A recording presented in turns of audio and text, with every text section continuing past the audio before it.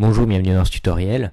Je vais vous présenter ici comment fusionner deux objets comme ceci. Donc, c'est-à-dire si je déplace mon objet là, ça reste fusionné, accroché, ça reste plus ou moins propre. On pourrait très bien l'améliorer avec l'outil Sculpt, avec le mode Sculpt. Mais voilà, donc là je vais vous présenter comment fusionner ces objets. Donc pour ça, je vais d'abord virer tout ça.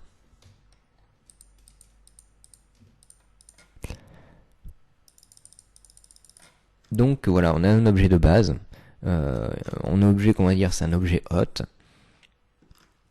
qui va nous servir pour accueillir les différents menhirs, là, les sortes de menhirs ou de pointes, tout ce que vous voulez, là-dedans. Donc à cet objet, on va venir lui appliquer d'abord une première subdivision de surface, juste une, parce que sinon la carte graphique va pas aimer ça, puisqu'on va en rajouter encore une autre après.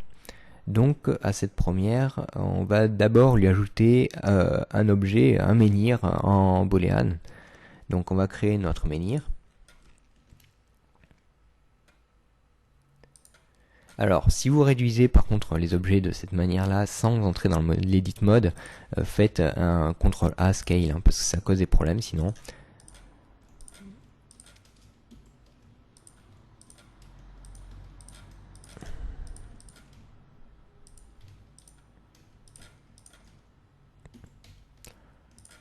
Voilà, un truc comme ça.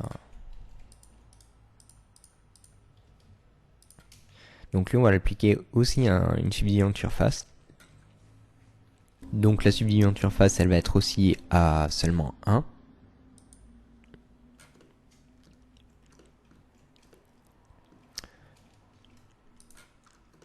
Alors, on pourra l'augmenter aussi, mais on va voir parce qu'il y a plusieurs choses. Donc voilà, on a ceci. Il y a des fois vous pouvez avoir des problèmes si votre menhir là il va être s'il était plus grand que l'objet ou très grand par rapport à l'objet, risquerait d'avoir des problèmes dans la liaison des différents polygones. Donc là on va appliquer simplement tout bêtement un booléen en union.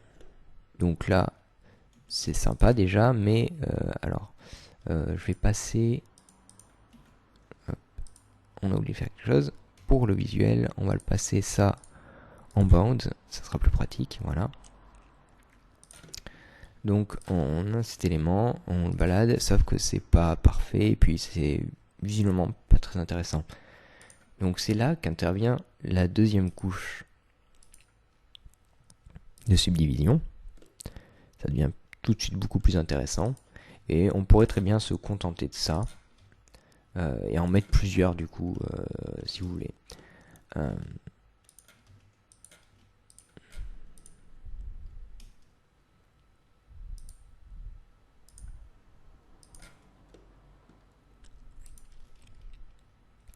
L'important c'est qu'en fait vous ayez quand même que vous ayez assez de mèches, assez de polygones de l'un à l'autre, qu'il n'y ait pas une trop grande différence. Il peut y avoir une différence, c'est pas un problème, mais qu'elle ne soit pas si grande. Il faut aussi faire en sorte que votre petit objet soit quand même avec assez de polygones.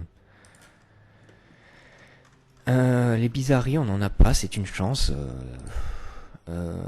J'ai déjà eu des coups où du coup vous allez avoir les deux menhirs qui se collaient l'un à l'autre. Alors ça peut arriver surtout avec le shrink wrap, donc parce que pour le moment ça passe très bien ici, mais vous allez peut-être avoir besoin sur certains objets, vous risquez de vous retrouver à utiliser le shrink wrap. Donc ça c'est une possibilité. Ça peut améliorer dans certains cas. Donc dans ce cas-là, si vous avez besoin de shrink wrap, utilisez plutôt le project. Utiliser un de ces paramètres là, voilà. Donc c'est là qu'on commence à avoir des bizarreries, mais c'est sympa. Ça me rappelle un peu les métavols. Des trucs sympas à faire avec. Ça je l'enlève aussi. Et si vous avez vraiment un truc trop bizarre, vous pouvez essayer de les diminuer aussi avec le super level. Ça peut améliorer des choses, mais globalement on est pas mal du tout quand même. Voilà, donc essayez de caler ici. On va essayer. Alors par contre, vous voyez, voilà, le genre de bug que vous pouvez avoir, c'est ah, ça a disparu.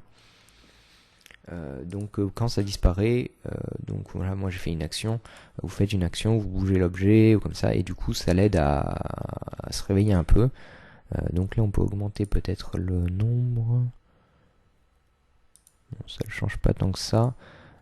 Donc après vous pouvez peut-être améliorer le. Moi je fais ça, mais vous pouvez peut-être mieux améliorer la chose.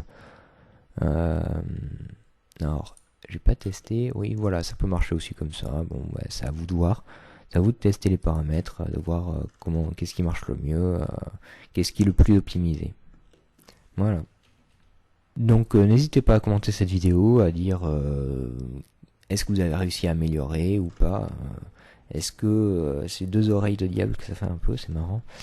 Il y a un groin de cochon.